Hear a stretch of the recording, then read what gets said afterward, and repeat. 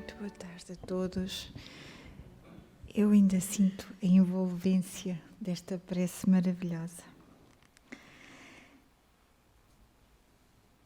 O nosso estudo de hoje, como tem vindo a ser hábito, do livro Em Busca da Verdade, de Joana de Ângeles. Hoje vamos falar sobre o capítulo 10, a vida e a morte. E este capítulo 10 tem 3 títulos, subtítulos: a vida harmónica, equipamentos psicológicos para o ser e a fatalidade da morte. E nos diz o seguinte: a organização fisiológica de um ser humano é uma das mais grandiosas peças da engenharia genética jamais antes ou depois elaborada. O nosso corpo é constituído por um sistema circulatório que varia de entre 150 mil a 190 mil quilómetros de artérias, veias e vasos em um circuito excelente e único, pelo qual circula o sangue que nutre todas as nossas células, num total de 100 trilhões, renovando-se continuamente. Com exceção dos neurónios cerebrais, segundo alguns neurocientistas, enquanto outros informam que algumas ilhas se repetem quando os mesmos morrem, para que a vida possa pulsar no grandioso mecanismo. O nosso corpo físico foi de tal maneira bem elaborado, bem pensado pelo nosso Criador. As coisas encaixam. Toda a nossa máquina do corpo foi muito bem pensada.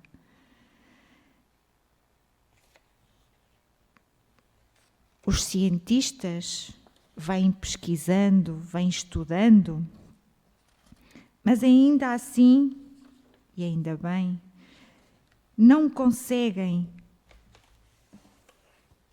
chegar àquilo que foi o Criador. Não há peça tão bem organizada como o nosso corpo. Genericamente, a vida harmónica.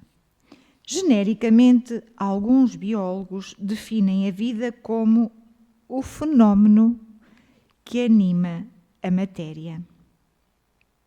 Então, a vida anima a matéria.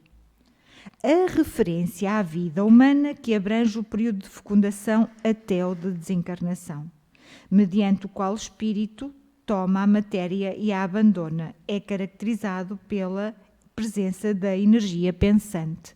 Então, o nosso organismo, desde que nós somos gerados até ao nosso desencarne, o espírito afiniza-se logo no início com a mãe, com os pais, onde vai reencarnar.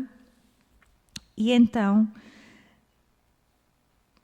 o espírito, quando o bebê nasce, toma a matéria e a abandona quando há o desencarne. A morte no ser humano, por sua vez, é a cessação dos fenómenos orgânicos, a degeneração do tronco encefálico, abrindo espaço à desencarnação, que constitui a liberação total do espírito em relação à estrutura material. Por isso, nem sempre morrer é desencarnar, considerando-se que constitui um expressivo número, o daquele que se mantém apegados aos despojos materiais após a ocorrência da morte, na vã expectativa de trazê-los de volta à vitalidade. Porquê é que Joana nos diz que nem sempre morrer é desencarnar? Porque aqueles que se apegam aos despojos materiais após a ocorrência da morte, eles permanecem aqui, permanecem ligados aos locais onde estavam, aos bens materiais que possuíam enquanto aqui estiveram com o corpo. E eles têm a expectativa de que ainda estão vivos. Eles até pensam, há desencarnes que as pessoas nem têm, que o espírito nem tomou consciência que desencarnou. Tal é o apego aos bens materiais que possui, que ele passa para o lado de lá e ainda assim ele julga-se vivo. Vivenciando estes mesmos espíritos, vivenciando uma existência sensualista assinalada pelo egoísmo e pelas expressões mais vis, o acontecimento que produz a morte orgânica de forma alguma libera o princípio inteligente da vestidura, o que lhe facultou o gozo e as sensações exorbitantes. Fixado nos equipamentos de que se utilizou, o fenómeno mortis não proporciona de imediato identificação da mudança de plano vibratório em que se encontra, em razão da continuidade das percepções orgânicas, apresentando-se como impressões vigorosas que transmitem a ideia de que nada se modificou, exatamente como eu já expliquei. Lentamente, porém, à medida que ocorre a transformação e a desintegração dos despojos, o ser real é assaltado pelo pavor e aturde-se na ignorância em que se manteve referente à realidade, além do campo sensorial. Esta perturbação prolonga-se por tempo indeterminado, variando de um para o outro indivíduo, conforme o nível de consciência de que lhe é próprio. O self, em reestruturação após o desenlace dos complexos equipamentos celulares, das combinações químicas e eletroeletrónicas do cérebro, prossegue dominado pelo imperativo do ego, que manteve encarnado na sombra das paixões servis, dando-lhe a falsa ideia de que tudo prossegue em regime de similitude, embora o sucesso que teve lugar. Por outro lado, de outra maneira, quando se viveu dentro dos padrões éticos estabelecidos, mantendo-se o respeito pela existência, utilizando-se da roupagem carnal, de maneira sóbria, edificante e construtiva, experiencia-se desde cedo um natural desapego pela mesma como consequência da visão espiritualista de que se possui na vida, tendo-se em mente que tudo é transitório no mundo físico e o que é corpo é somente um instrumento para a evolução. Ama-se a organização material consciente, porém, da sua relatividade, da sua destrutibilidade pela morte. É importante nós termos consciência do que somos, de quem somos. O que é que aqui estamos a fazer? Nós viemos nesta vida, temos um corpo, temos débitos a pagar, temos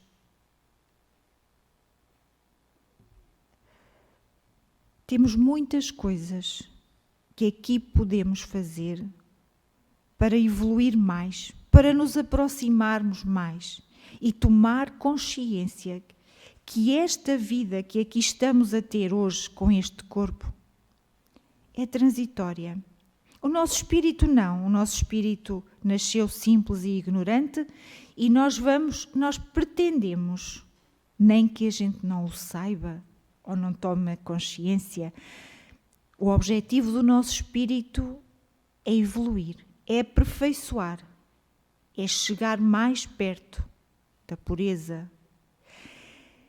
E nós, quando aqui estamos e que tomamos consciência desta desta nossa fragilidade, desta nossa vulnerabilidade, que nós temos este corpo, esta maravilhosa ferramenta que o Pai organizou para nós, para que nós pudéssemos aqui passar as experiências que temos que passar, dificuldades, temos outras coisas muito boas na nossa vida. Nem tudo é dificuldade.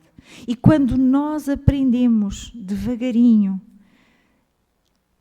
e nos começamos a despegar daquilo que é a materialidade, daquilo que nós necessitamos para viver. Nós vivemos uma vida material e sem os bens materiais nós não nos inserimos na sociedade, nós não compramos os bens alimentares, nós não adquirimos algo para a nossa saúde que nos ajuda, para o nosso corpo, para ajudar no nosso corpo físico. Porquê? Porque o Pai permite que isso exista. O Pai permite que a ciência avance, que a medicina nos ajude. E nós vivemos essa vida material. Mas nós temos que tomar consciência que isso não é o mais importante. Nós temos que tomar consciência que o importante são as nossas ações, são as atitudes que nós tomamos para com aqueles que nos rodeiam, são os nossos pensamentos, aquilo que nós pensamos, porque quando nós pensamos, nós emitimos vibrações e são boas ou más, de acordo com aquilo que é o nosso pensamento. Então é importante que nós trabalhemos em nós, no nosso ser, o desapego de saber que aquilo que nós aqui possuímos material era de cá e fica cá. Tantas guerras por meio metro de terreno, por uma casa, por tantas coisas. E na realidade, se nós pensarmos, as coisas estavam cá quando nós nascemos. Elas estão ao nosso dispor para usufruirmos delas. Devemos cuidar, devemos tratar, devemos, mas não nos devemos apegar. Porque o que é de cá, cá fica. E nós vamos. A matéria fica. O nosso corpo da terra veio, para a terra vai. Portanto, é muito, muito importante, até para o nosso desencarne. Estes irmãos que se apegam nem sabem que desencarnaram, de tal forma que ficam obcecados com os bens materiais.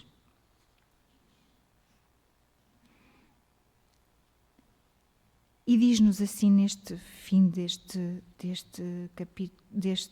subtítulo, Joana diz-nos o seguinte: a aquisição, portanto, de uma vida harmónica está na dependência da eleição que cada um faz em torno dos objetivos essenciais, sendo fatível anelá-la e trabalhar por conquistá-la. E o filho pródigo voltou para os braços paternos. Cabe-nos a nós querermos ou não uma vida em harmonia. E está na dependência de cada um. No subtítulo seguinte, equipamentos psicológicos para o ser. Na extraordinária façanha da existência humana, a conquista de sentido e de significado é de relevante magnitude, pois que, do contrário, não se vive, apenas se vegeta, conforme conceituação de um brocado popular. A constituição do eu, como energia pensante na condição de princípio inteligente do universo, conforme é definido o Espírito pelos benfeitores da humanidade, impõe por princípio a legitimidade todo um arsenal de equipamentos psicológicos para o desempenho da tarefa que deve executar a autoiluminação. Procedente do psiquismo divino, possui, em germe, todas as potencialidades provenientes da sua casualidade, sendo-lhe necessário o despertar destas e o desenvolvê-las ao longo das experiências sucessivas.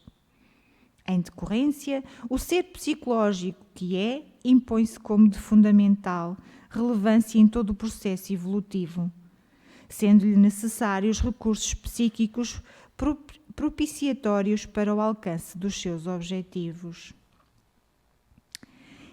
Então,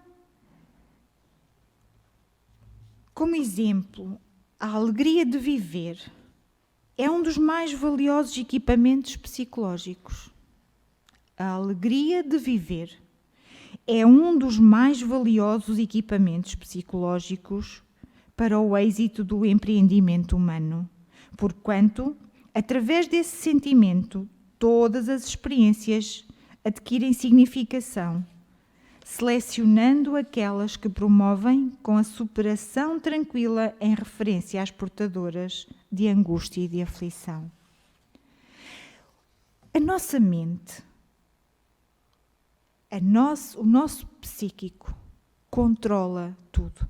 Se nós vivermos, se nós aceitarmos as vicissitudes da vida como um aprendizado para não voltar a cair naquele buraco, para não voltar a cometer aquele erro, aprendendo com eles e termos esta consciência, vivermos felizes apesar das dificuldades.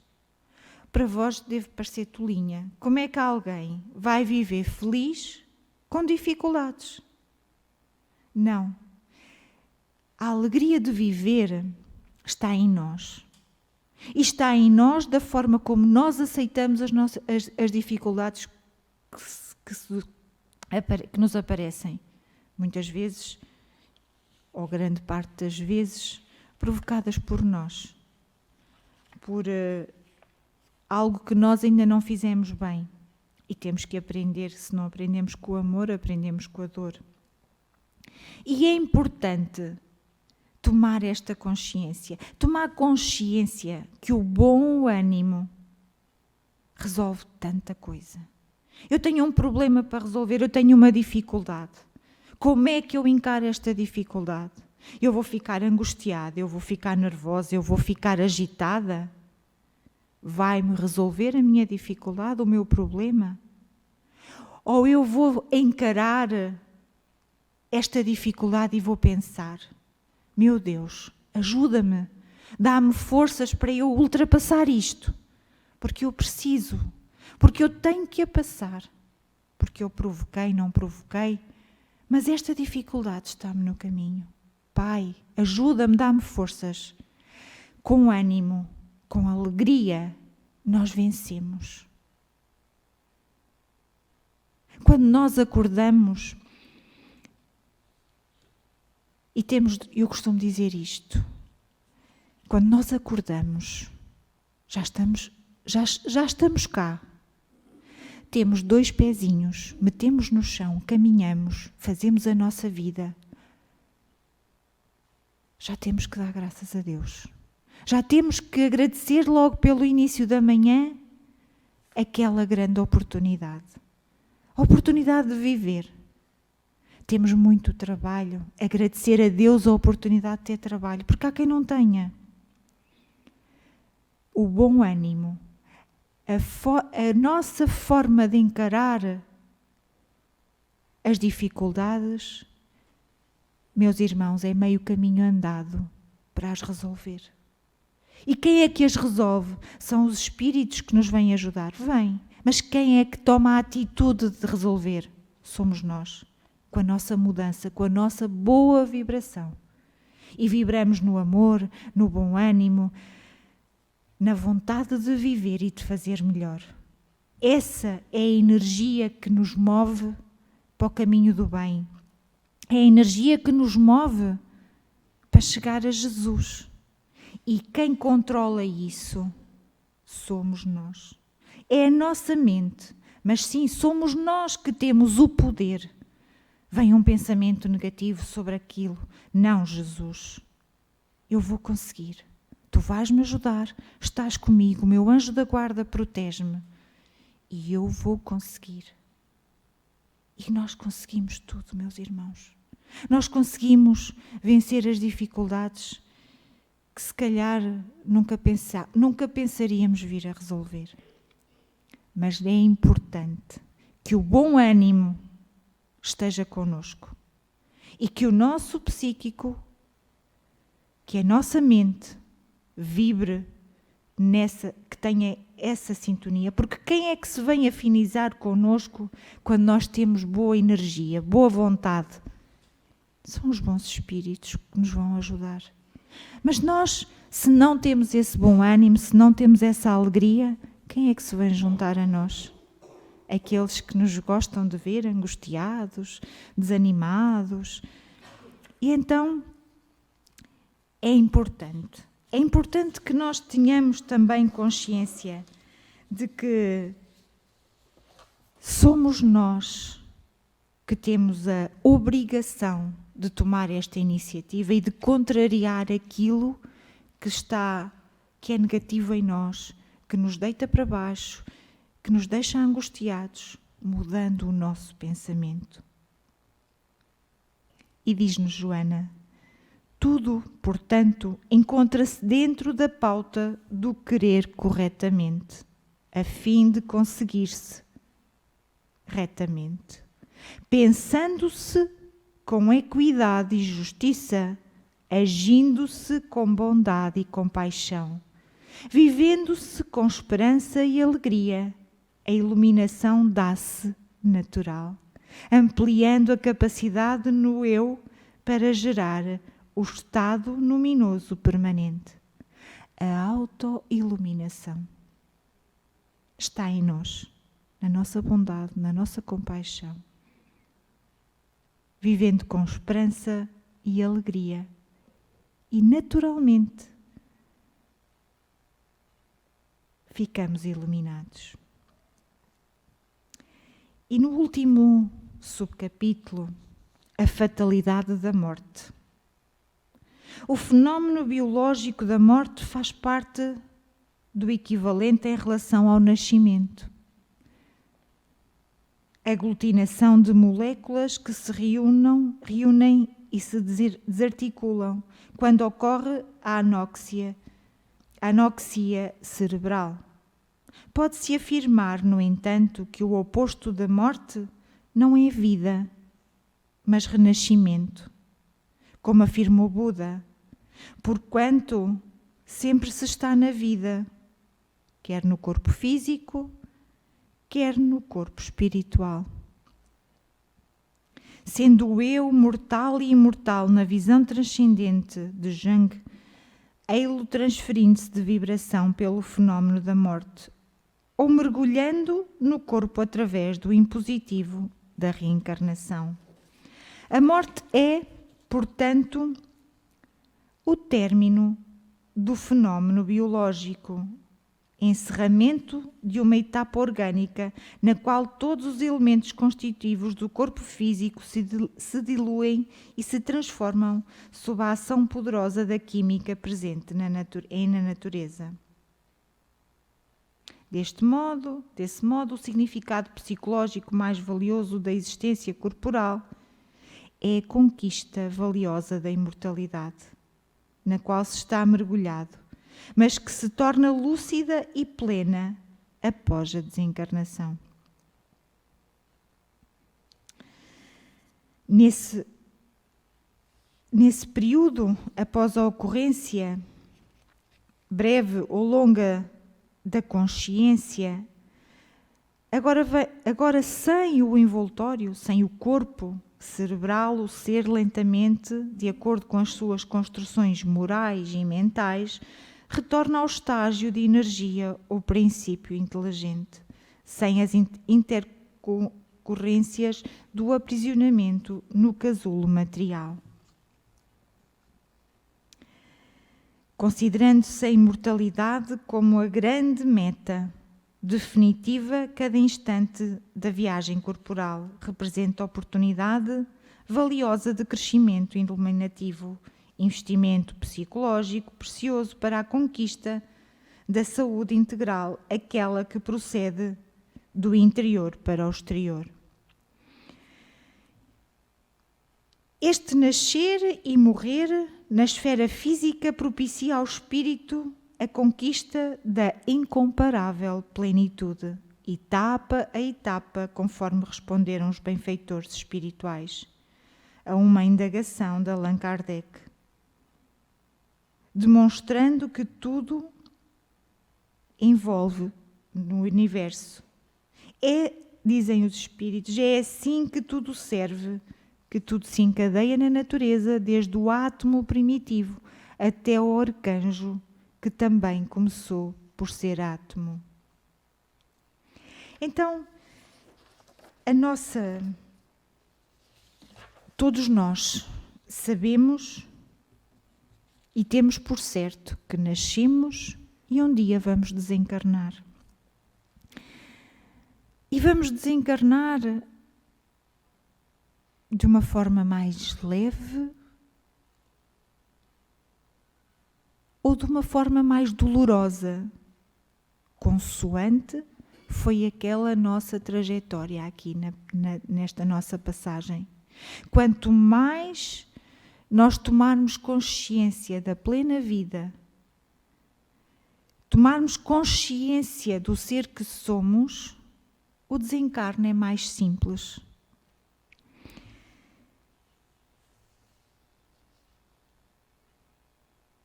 Permitam-me que eu vos conte uma pequena situação que se passou comigo.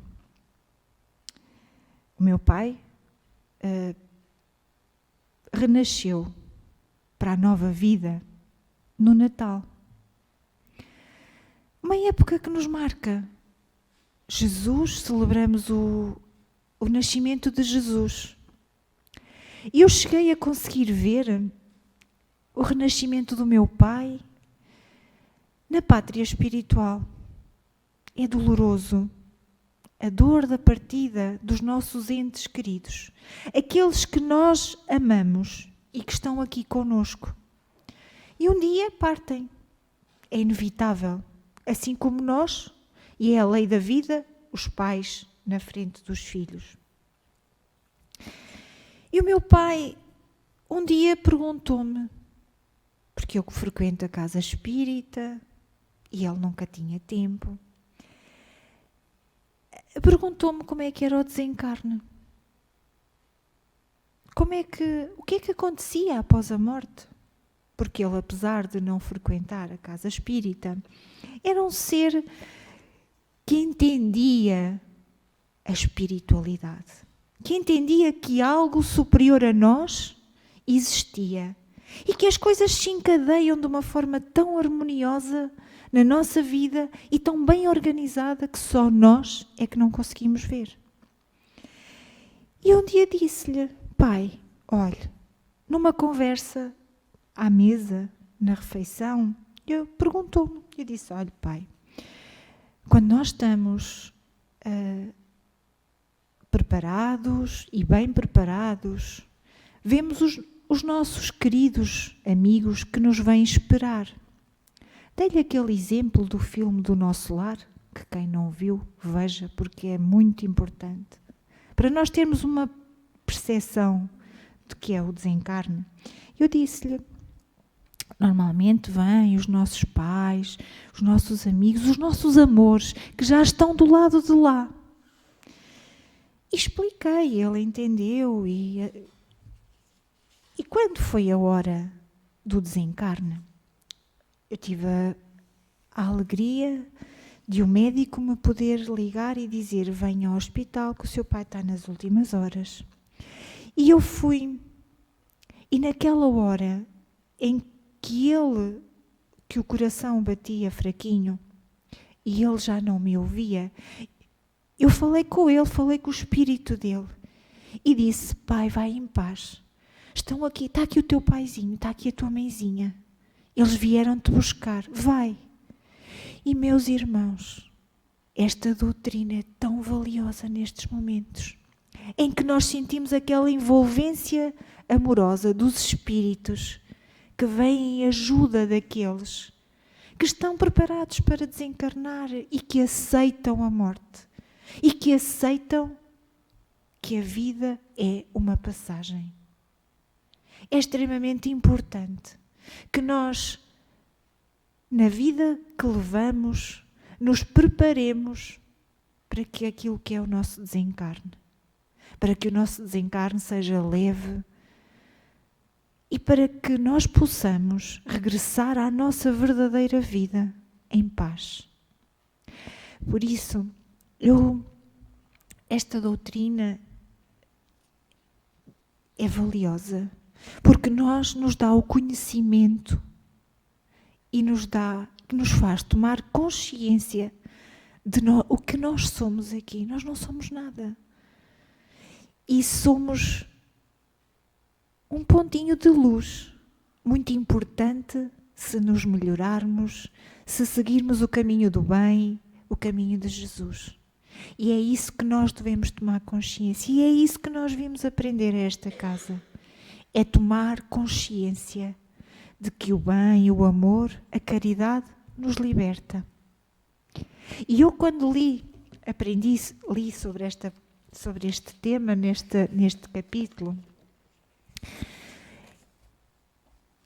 e lembrei-me da missa que foi no funeral em que o meu pai renasceu. Jesus nasceu. Nós celebramos o nascimento de Jesus e no próximo Natal eu vou celebrar o renascimento do meu pai, o nascimento na verdadeira vida, na pátria espiritual. Obrigada por me ouvirem, obrigada pelos meus pequeninos trabalhos, que seja para vós também um alento e uma alavanca para a prática do bem. Bem-aja a todos. Obrigada.